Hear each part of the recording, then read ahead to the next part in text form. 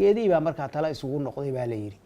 markaasay waxay yidhaahdeen baa la yidhi mar haddii laantaa uu naga codsaday annagana waxba ay noo dhimaynin aanu iska siino, maxaa yeelay adduunyada waxaa ugu daran qof diidoo ku bakhayla waxaan isagana wax ka dhimaynin dadka kalena wax u taray ah.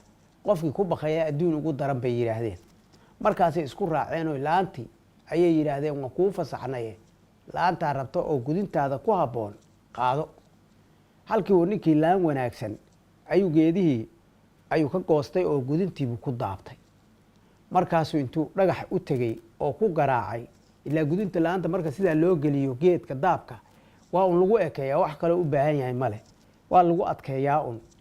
ayaa intuu meel dhagaxa la tegey oo ku garaacdo oo ku adkeeyey ayuu wuxuu bilaabay baa layidhi ninkii inuu dhirtii jaro oo meel xero ka dhigto oo meel guri ka dhigto oo meel dhis ka jirto oo meel dhuxul ka samaysto oo meel weelal ka qorto.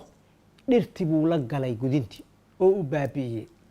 markaasay geedihii maalintii dambe qayliyeen baa la yidhi markay arkeen dhowr geedoo weyn oo la riday, laabo badan oo la daadiyey.